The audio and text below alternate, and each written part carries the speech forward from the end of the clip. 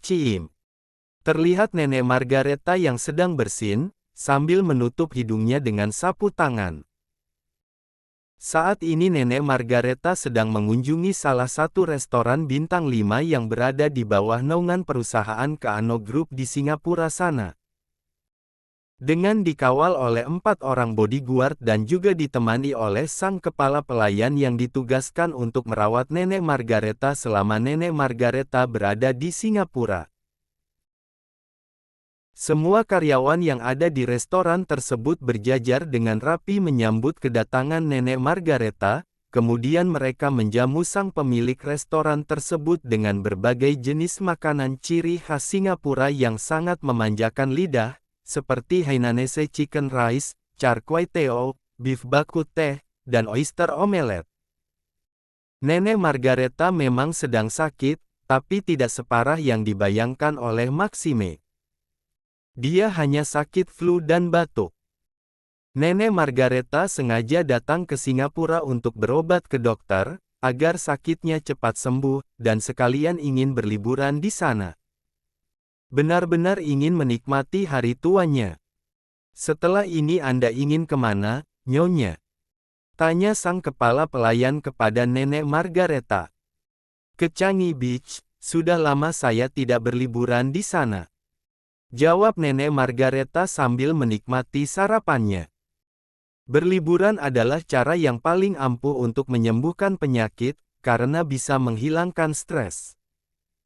Itulah yang Nenek Margareta lakukan sekarang ini.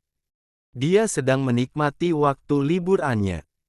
Sedangkan Maxime telah dibuat kalang kabut karena takut kehilangan sang nenek.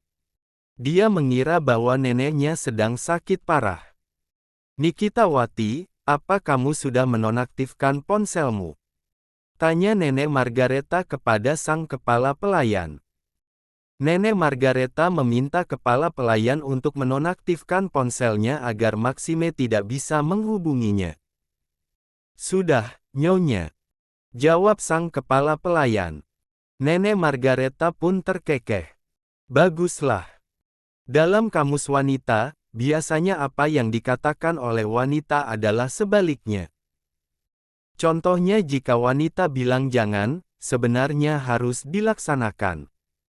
Misalnya Nenek Margareta mengirim chat kepada Boy untuk jangan memberitahu Maxime bahwa dirinya sedang sakit. Padahal sebenarnya memang Nenek Margareta meminta Boy untuk memperlihatkan isi chat tersebut kepada Maxime. Boy pasti akan lebih menuruti perintah dari Nenek Margareta dibanding dengan Maxime. Karena Nenek Margareta yang membawa Boy dari panti asuhan dan membawanya masuk ke dalam keluarga Kaano. Termasuk membiayai sekolah dan kuliahnya. Flashback on. Sebelum masuk ke dalam pesawat pribadinya, Nenek Margareta menelpon Boy terlebih dahulu. Boy, nanti saya akan mengirim pesan padamu. Tugasmu adalah memperlihatkan pesan itu kepada cucuku. Kalau Maxime menyuruh kamu untuk mencari tahu saya lagi sakit apa, kamu iyakan saja tanpa perlu cari tahu. Pinta Nenek Margareta. Boy pun mengiyakan tanpa bertanya apapun. Baik, Nyonya. Setelah selesai berteleponan dengan Nenek Margareta, Boy pun membaca pesan yang dikirim oleh Nenek Margareta kepadanya. Pesan tersebut harus Boy perlihatkan kepada Maxime. Boy, hari ini saya akan berobat ke Singapura. Kamu jangan memberitahu Maxime tentang hal ini. Tolong kamu bantu Maxime untuk mempersiapkan semua keperluan pernikahannya dengan Rahel. Saya akan pulang kalau Maxime dan Rahel sudah siap untuk menikah. Boy pun menghela nafas. Dia sangat tahu apa maksud Nenek Margareta mengirim pesan tersebut. Tapi sebagai seorang asisten kepercayaan dari keluarga Kaano, Boy hanya bisa menjalankan apa yang mereka suruh tanpa perlu bertanya apapun. Kemudian Boy pun tersenyum tipis, mungkin karena dia merasa terkadang tingkah Nenek Margareta dan cucunya sangat lucu. Dia sering sekali menyaksikan perselisihan di antara mereka seperti Tom and Jerry, yang berakhir dengan Maxime yang selalu kalah. Begitulah wanita. Wanita adalah ras terkuat di bumi dan selalu benar, apalagi sesepuhnya. Flashback off. Terima kasih, Nak. Kakek doakan semoga hidup kamu selalu bahagia. Rahel hanya tersenyum ketika mendengarkan ucapan seorang pengemis yang sedang mendoakannya, karena Rahel sudah memberikan sebungkus roti kepada pengemis tersebut.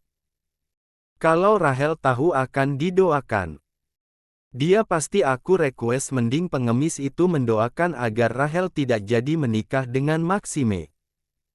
Tapi Rahel tidak mungkin melakukannya. Dia tulus memberikan roti tersebut kepada pengemis itu. Lagi pula dia sudah bertekad akan menolak perjodohan itu. Dia tidak pernah bermimpi sekalipun hidup bersama dengan pria arogan seperti Maxime Kaano, pasti hari-harinya akan dipenuhi dengan omelan pria itu. Rahel bergidik ngeri membayangkannya. Jangan sampai hal itu terjadi. Rahel memutuskan untuk berjalan kaki kembali, dia harus segera tiba di sekolah. Namun, dia dikejutkan dengan sebuah mobil yang tiba-tiba berhenti di dekatnya. Dan tentu saja Rahel sangat tahu siapa pemilik mobil sedan berwarna putih tersebut. Terlihat Alvin keluar dari mobil, dia segera membukakan pintu meminta Rahel untuk masuk ke dalam mobilnya. Masuklah. Seperti biasa kita akan berangkat bersama. Rahel tidak langsung menanggapi. Dia terdiam memandangi seorang pria yang sedang berdiri di hadapannya itu. Sampai saat ini Rahel tidak mengerti, mengapa Alvin begitu baik padanya dan selalu memperhatikannya. Padahal sudah jelas kemarin Alvin bilang bahwa hubungan mereka hanya sebatas guru dan murid. Tapi apakah wajar ada seorang guru seperhatian itu kepada muridnya? Perhatian Alvin membuat Rahel menjadi salah paham. Rahel dan Alvin sama sekali tidak menyadari bahwa dari kejauhan ada sepasang mata yang sedang memperhatikan mereka berdua. Kenapa ada seorang guru seperhatian itu kepada muridnya? Ada hubungan apa di antara mereka? Tanya Maxime kepada dirinya sendiri, penasaran. Alvin dan Maxime memang pernah satu SMA dan mereka juga pernah kuliah di universitas yang sama. Tapi hubungan mereka tidak cukup dekat. Hanya sekedar saling menyapa jika bertemu atau berpapasan. Rahel pun menggelengkan kepalanya, dia menolak untuk berangkat bersama dengan Alvin. Dia tidak ingin menaruh harapan lagi atas perhatian yang diberikan oleh Alvin kepadanya. Gak usah, Pak. Aku jalan kaki aja. Alvin sangat kecewa sekali dengan penolakan Rahel. Padahal hampir setiap hari mereka berangkat bersama, walaupun Alvin harus berpura-pura berpapasan dengan Rahel di jalan. Padahal sebenarnya dia sudah tahu jam berapa Rahel berangkat ke sekolah. Loh kenapa? Biasanya kita selalu berangkat bersama. Aku hanya tidak ingin salah paham dengan kebaikan yang... Rahel tidak meneruskan perkataannya ketika melihat ada sebuah mobil sport berhenti tak jauh dari mereka. Dia pun mengerutkan keningnya ketika melihat Maxime keluar dari mobil tersebut. Maxime, untuk apa kamu datang ke sini? Tanya Alvin, dia sangat terganggu dengan kehadiran pria itu. Maxime tidak langsung menjawab, pria itu segera berjalan mendekati Rahel dan merangkul pundaknya. Aku ada urusan dengan ketua OSIS di sekolah. Kebetulan ada hal penting yang harus aku bahas dengan dia. Alvin sangat tidak suka melihat Rahel dirangkul seperti itu oleh Maxime. Pria itu pun mengepalkan tangannya memandangi Maxime dengan sorot matanya yang tajam.